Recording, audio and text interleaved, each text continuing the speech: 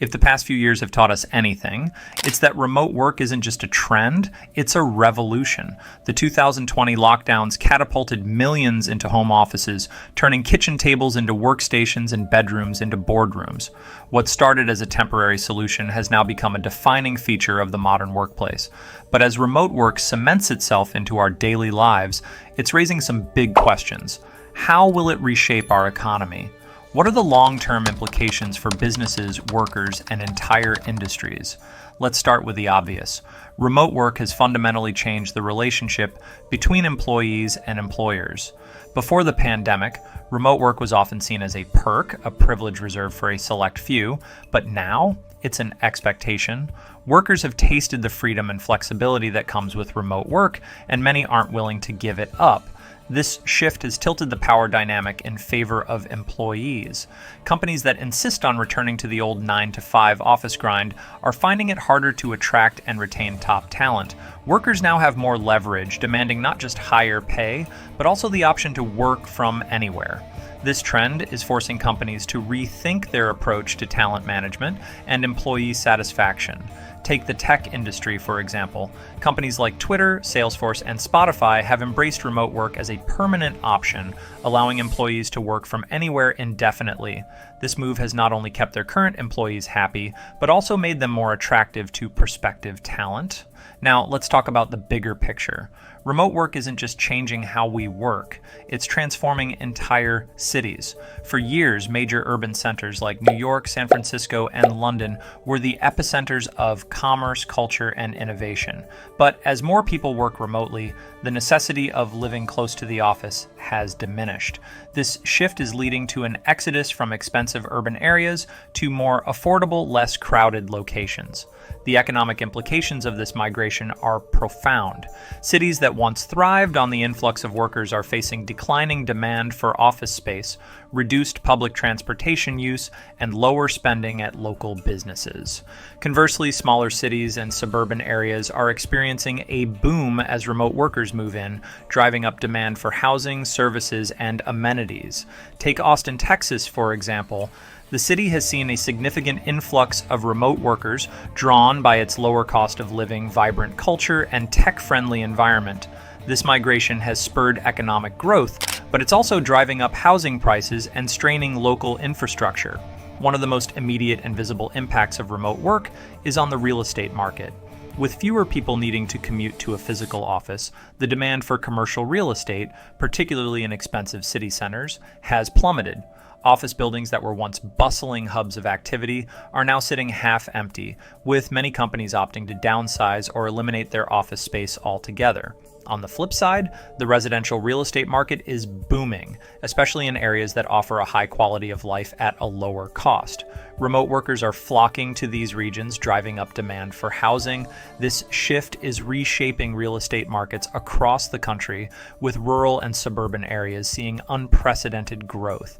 However, this rapid change isn't without its challenges. The surge in demand for housing in previously less populated areas is driving up prices, making it difficult for long-time residents to afford to stay. Additionally, as more people move to these areas, there's a growing need for infrastructure improvements, from better roads to expanded internet access. Let's shift gears and talk about productivity. One of the biggest debates around remote work is whether it's making us more productive or less. On one hand, remote work offers the flexibility to create a work environment that suits individual needs, potentially boosting productivity. On the other hand, the lack of a traditional office environment can lead to challenges in communication, collaboration, and maintaining a cohesive company culture. Research shows that many workers report being more productive when working from home. They appreciate the elimination of commute times, the ability to work in a personalized environment, and the flexibility to balance personal and professional responsibilities. Companies have noticed with some reporting stable or even increased productivity metrics since shifting to remote work. But it's not all sunshine and rainbows. The absence of face-to-face interaction can hinder spontaneous collaboration, the kind that often sparks innovation. Teams may struggle with communication, leading to misunderstandings or delays. Moreover, the blurred boundaries between work and home life can lead to burnout, as employees find it difficult to switch off after work hours. For companies like Google, which thrives on collaborative innovation, the remote work shift presents a unique challenge. The company has invested heavily in virtual collaboration tools and redesigned workflows to maintain its culture of innovation. However, the long-term effects of this shift on creativity and teamwork are still unfolding. Remote work isn't just changing how we work, it's also reshaping where and how innovation happens. Without the need to be physically present in a specific location, companies can tap into a global talent pool. This democratization of talent access allows businesses to hire the best minds, regardless of geography, potentially fueling innovation like never before. However, the shift to remote work also raises questions about the future of research and development, R&D. Traditionally, R&D has thrived in environments where people can collaborate in person, share ideas freely, and experiment with new concepts. As companies adapt to remote work, they will need to find new ways to foster creativity and innovation outside of the traditional office setting. Companies like Microsoft are already exploring hybrid models, combining the benefits of remote work with in-person collaboration when necessary. These models aim to strike a balance between flexibility and the need for physical collaboration spaces that drive innovation.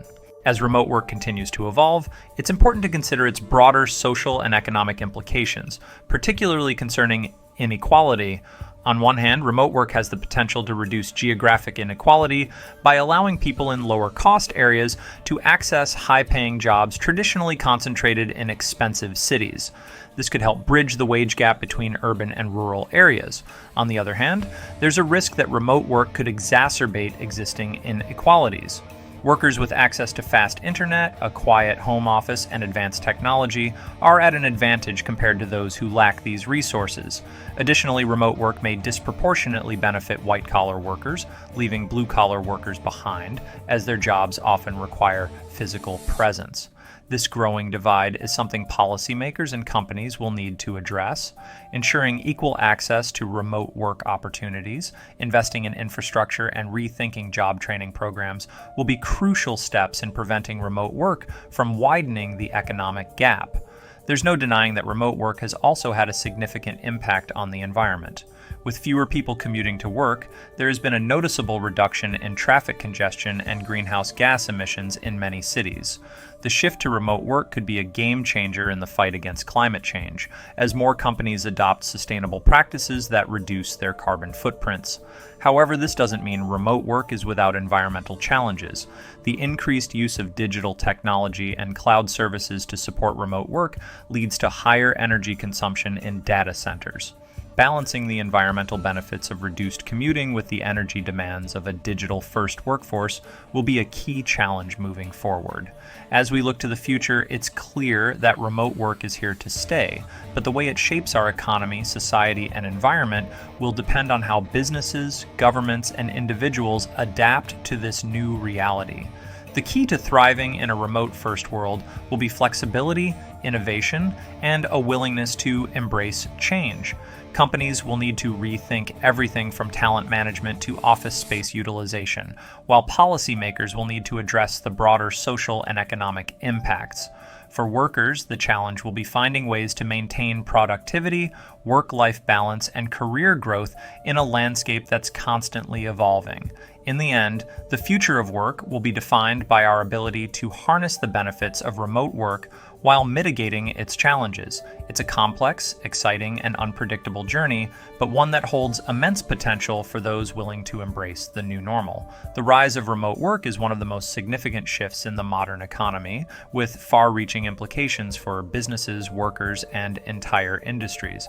As we move forward, it's essential to understand both the opportunities and challenges that come with this new way of working. By embracing flexibility, investing in innovation, and addressing the broader societal impacts, we can ensure that remote work not only survives but thrives. So, what do you think? Will remote work be the dominant mode of work in the future, or will we see a return to traditional office life? Share your thoughts in the comments below.